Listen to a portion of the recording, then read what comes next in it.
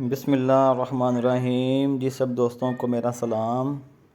सब दोस्तों का क्या हाल है, ठीक हैं जी। जो मेरा आज का वीलॉग है ये है जी, इसे आप कह सकते हैं ये मेरा दूसरा ठिकाना है। जो हमने पहले आलू की बिजाई की थी वो मुकम्मल हो चुकी है, तो ये मेरा दूसरा ठिकाना है जी। तो यहाँ पर भी जो है हम आलू की बिजाई करेंगे। उधर हमने सफ़ेद आलू लगाया था, इधर हम सुरख आलू लगाएंगे। और कुछ यहाँ पर चावल लगे हुए हैं। तो बाकी ये जो ज़मीन आपको खाली नज़र आ रही है यह तैयार की हुई है हमने आलूओं के लिए। तो ये हमारी जो है जी ट्रैक्टर फोर्स है इन्होंने सारी रात लगा के जो है ज़मीन को तैयार किया है।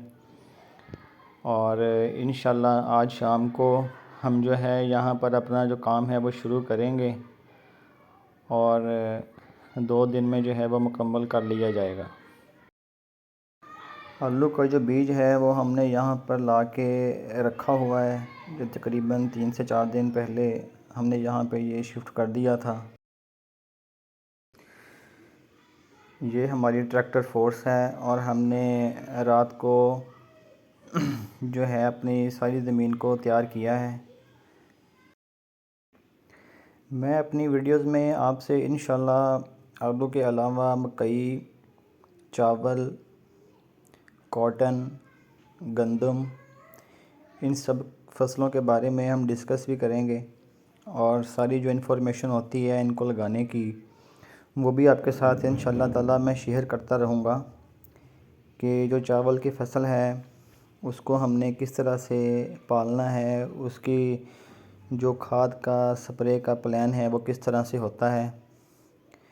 तो ये सारी चीज़ें इंशाल्लाह वक्त के साथ साथ जैसे जैसे टाइम आएगा मैं वीडियोस की शक्ल में आपके साथ शेयर करता रहूँगा, ताकि आपको भी जो सारी मालूमात है चावल की और मकई की और सब फसलों की जो है वो मिलती रहे कि इन पे कौन सी फ़र्टिलाइज़र यूज़ की गई है या कौन से जो स्प्रे हैं वो किए गए हैं।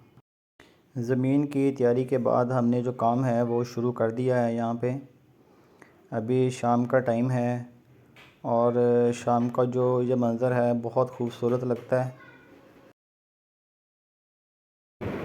मैंने आपके साथ जो इससे पहले वीडियोस शेयर की हैं उनमें जो हमने पोटैटो लगाया था वो वाइट था, सफ़ेद वैरायटी थी। जो अभी यहाँ पर हम पोटैटो की वैरायटी लगा रहे हैं ये सुरख वैरायटी है।